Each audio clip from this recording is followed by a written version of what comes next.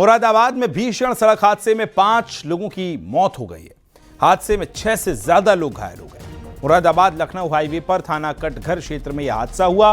बेकाबू roadways bus ने सवारियों से भरे ऑटो को रौंद दिया। शादी समारोह में शामिल होने जा रहा परिवार हादसे का शिकार हो गया। आपको बताएं, घायलों में एक बच्ची की नाजुक स्थिति बनी हुई है। सूचना मिलने पर एसपी सिटी घायलों का हाल जान पहुंचे अस्पताल और टेम्पो ड्राइवर माटी और संजू परिवार के साथ रफतपुर कटघर में होने वाली शादी में शामिल होने जा रहा था। जैसे ही टेम्पो रफतपुर अंडरपास से आगे हाईवे पर मुड़ा, 0 पॉइंट की ओर पहुंचा, उसी दौरान सामने से आ रही रोडवेज बस ने जोरदार टक्कर मार दी। जो हाईवे है वहाँ रामगंगा पुल के पास थाना क्षेत्र कटघर में एक टेम्पो में कुछ सवारी, एक परिवार के लोग थे। वो किसी शादी में जा रहे थे और पीछे से एक बस ने उसमें डैश कर दिया और उस एक्सीडेंट में जो लोग सवार थे उसमें से 5 लोगों की डेथ हो गई है। दुखद घटना घटी हुई है। उसमें से 2 लोग इंजर्ड थे जिनको अभी यहाँ हॉस्पिटल में लाया गया है।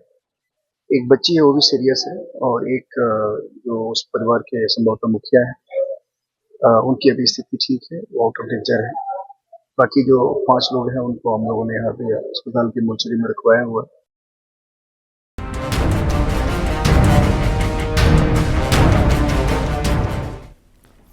इटावा में बुजुर्ग महिला की हत्याकांड का खुलासा हुआ तो पुलिस भी हैरान रह गई।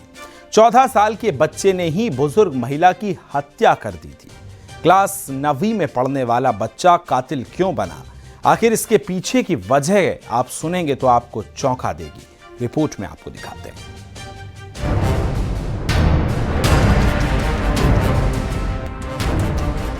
कत्ल की इस वारदात से उस समय सनसनी फैल गई जब आरोपी 14 साल का बच्चा निकला। 40 रुपए की चोरी का आरोप और फिर बुजुर्ग महिला का कत्ल। इस पूरी वारदात ने पूरे इलाके में सनसनी मचा दी है। किसी को यकीन नहीं हो रहा था कि क्लास 9 में पढ़ने वाला बच्चा एक खौफनाक कदम उठाएगा जिससे पूरा परिवार टूट जाएगा। इस हत्याकांड का खुलासा हुआ तो कत्ल की वजह सामने आ गई। पूरा मामला इटावा जिले का है, जहाँ पर 40 रुपए की चोरी के मासूम आरोपी ने बुजुर्ग महिला की ईंटों से कुचलकर हत्या कर दी। इस हत्या की ये सनसनीखेज वारदात 19 नवंबर को इटावा जिले के जसवंत नगर इलाके के मोहकम नगर खेड़ा गांव में हुई है। 80 साल के बुजुर्ग राम मूर्ति देवी की हत्या तब कर दी गई जब वो खेतों में चारा लेने गई थी। 28/11/2025 को देर रात्रि एक विधि विरुद्ध बालक को ग्राम सिंघावली से गिरफ्तार किया गया था। विधि विरुद्ध बालक से पूछताछ करने पर उसने बताया कि मृतक राममूर्ति देवी ने उसके ऊपर 40 रुपए चोरी करने का इल्जाम लगाया था, जिसके बाद उसके पिताजी ने उसे बहुत डांटा और मारा था। इसी क्रम में क्षुब्ध होकर उसने राममूर्ति देवी का गला दबाया और ईंट से वार करके उसकी हत्या कर दी। विधि विरुद्ध बालक को आवश्यक कार्यवाही हेतु जुवेनाइल जस्टिस बोर्ड के समक्ष प्रस्तुत किया जा रहा है। अग्रिम विधिक कार्यवाही अमल में लाई जाएगी। बुजुर्ग महिला की ओर से मासूम के खिलाफ हत्या से 25 दिन पहले 40 रुपए की चोरी किए जाने की शिकायत उसके पिता से की थी, जिस पर पिता ने उसकी पिटाई कर दी। इसी वजह से आरोपी लड़का गुस्से में था और उसने कत्ल कर दिया। मामले में पुलिस ने खुलासा करते हुए मासूम हत्यारोपी को गिरफ्तार करके बाल संरक्षण गृह भेज दिया है। उत्तर प्रदेश की इटावा पुलिस ने एक ऐसे मासूम लड़के को गिरफ्तार किया है जिसने मात्र 40 रुपए की चोरी को लेकर के एक बुजुर्ग महिला की ईंटों से कुचल करके हत्या कर दी है। यह पूरा सनसनीखेज मामला इटावा जिले के जसवंत नगर इलाके के मोहनपुर खेड़ा गांव का है। हत्या की इस वारदात के बाद पुलिस ने गहन जांच की है और जांच के बाद मासूम हत्यारोपी आरोपी को गिरफ्तार कर लिया है। कैमरामैन रजत सिंह के साथ दिनेश शाक्य, न्यूज 18 इटावा।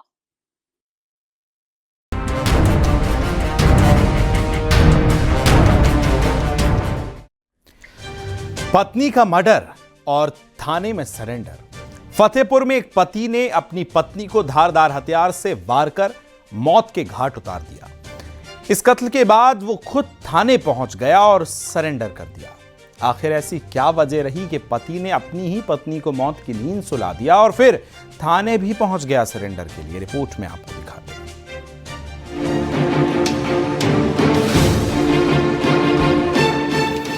अवैध संबंधों का शक, पत्नी का मर्डर, कत्ल की वारदात, थाने में सरेंडर। फतेहपुर में एक पति ने अपनी ही पत्नी को मौत के घाट उतार दिया। अवैध संबंधों के शक में पति कातिल बन गया और लोहे की रॉड से अपनी पत्नी की जान ले ली। इस कत्ल की वारदात से इलाके में सनसनी मच गई। हत्याकांड के पूरे गांव में मातम पसर गया है। राधानगर थाना क्षेत्र के रमवा का रहने वाला अजय सिंह अपनी 30 साल की पत्नी शिखा का कत्ल कर दिया है। बताया जा रहा है कि काफी दिनों से अजय को शक था कि उसकी पत्नी का किसी और से अवैध संबंध है। इसके चलते अक्सर घर में कलह हुआ करता था। इस मामले के बाद एक बार फिर विवाद तो हुआ, लेकिन अजय ने तैश में आकर अपनी पत्नी शिखा को धारदार हथियार से काटकर उसकी हत्या कर दी। पर रहते हैं, इन्होंने लगभग 8:30 बजे सुबह थाना राधानगर उपस्थित होकर इन्होंने बताया कि बीती रात 29 नवंबर 2025 को रात्रि में पत्नी शिखा सिंह के दूसरे से अवैध संबंध होने से परेशान होकर इन्होंने अपने पत्नी शिखा सिंह पर लोहे के सब्बल से वार कर दिया, जिससे इनकी पत्नी शिखा सिंह की मृत्यु हो गई। पति को हिरासत में लेकर आवश्यक वैधानिक कार्रवाई की जा रही है। इस वारदात के बाद आरोपी थाने पहुंचा और सरेंडर कर दिया। इस दौरान आरोपी ने हत्या में इस्तेमाल हथियार को लेकर भी थाने पहुंच गया। पुलिस ने कत्ल में इस्तेमाल हथियार को जब्त कर लिया और आरोपी को गिरफ्तार कर लिया है। इस वारदात के पीछे की हर कड़ी की जांच शुरू कर दी है। Bureau report, news 18 UP Uttarakhand.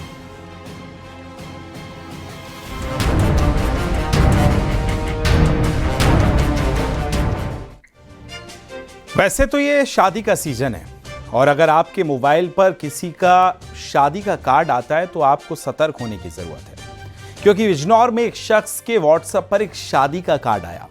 जैसे ही उसने शादी के कार्ड पर क्लिक किया, तुरंत उसका फोन हैक हो गया और अकाउंट के सारे पैसे गायब हो गए।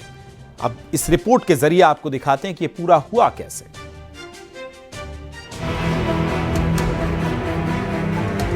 व्हाट्सएप पर शादी का कार्ड और फिर फ्रॉड। फाइल डाउनलोड, अकाउंट से पैसा गायब। एआई के दौर और साइबर ठगी का जाल धीरे धीरे नए नए तरीके ला रहा है। बिजनौर में ठगी का एक ऐसा ही मामला सामने आया। एक ठगी ने सबको चौंका दिया। व्हाट्सएप पर किसी भी फाइल को खोलना अब महंगा पड़ सकता है। इस जाल में बिजनौर का एक शख्स ऐसा फंसा कि उसके खाते से 31,000 रुपए गायब हो गए। बिजनौर जिले के धामपुर थाना क्षेत्र के रहने वाले डॉक्टर ओम प्रकाश चौहान के व्हाट्सएप पर एक शादी का कार्ड आया। व्हाट्सएप पर शादी का कार्ड देखकर ओम प्रकाश ने उसे ओपन कर दिया। फिर क्या था, कुछ ही देर में ओम प्रकाश का फोन हैक हो गया और पल भर में उनके खाते से 31,000 रुपए गायब हो गए। एक कार्ड आया था मेरे फ़ोन पर जी। उस कार्ड में जो मैंने कहा भाई हो सके शादी का कार्ड हो जी, तो मैं उसे जैसे जैसे डिमांड करता रहा मैं उसे ओके करता रहा जी। उसके बाद मेरा फ़ोन हैंग कर लिया गया जी। और इस तरह से मेरे पैसे ये निकाल दिए, मेरा कंट्रोल ख़त्म कर दिया फ़ोन से उन्होंने। तो आपने इस घटना की सूचना ने सुना, क्राइम ब्रांच में मैंने रिपोर्ट लिखाई है जी। हाँ, और थाने में भी रिपोर्ट लिखाई है।